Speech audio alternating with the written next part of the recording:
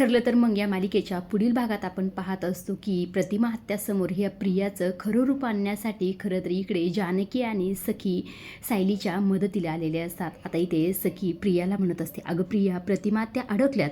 मात्र प्रिया मागं हटलेली असते. तेव्हा इथे जानकी म्हणत असतात, ही काळजी तुला तुझ्या आईची?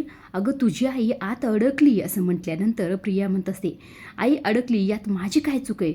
मला माझा जीवसुद्धा महत्त्वाचा आहे असंही ते प्रिया खरं म्हणत असते. हे सगळं काही प्रतिमा आणि सुमननी ऐकलेलं असतं. त्यामुळे प्रतिमाला या सर्व गोष्टीचं फार वाईट वाटत असतं बरं का.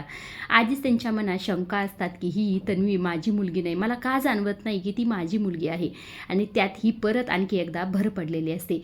हे सगळं काही रेकॉर्ड करून सायली आणि अर्जुनला सांगितलेलं असतं. प्रियाची ही परीक्षा तर झालेली असते, मात्र या सर्व गोष्टीची शिक्षा तर तिला द्यायचीच होती. म्हणून खरं तरी ते सायलीने जानकीला एक प्लॅन सांगितलेला असतो आणि तसाच इथे जानकी आणि सखीने तो प्लॅन केलेला असतो. आता खरं तरी इथे जानकीने एक रिंगण वगैरे असतं आणि त्याला इने पेटवलेलं असतं. आता खरं तर प्रिया त्या रिंगणात असते आणि ती फार घाबरलेली असते.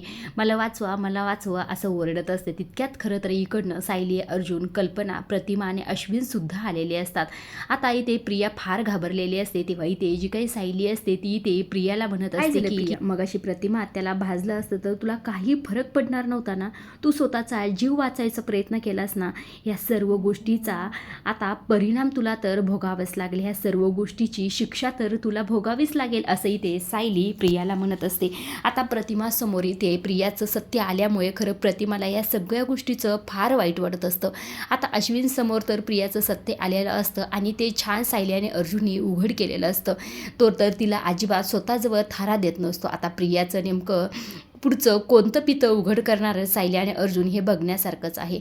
आजच्या पुरतं एवढंच. अशा डेली मालिकेच्या अपडेट जर जाणून घ्यायचे असतील तर चॅनलला जरूर सबस्क्राईब करा आणि तोपर्यंत पाहत राहा ठरलं तर मग. धन्यवाद.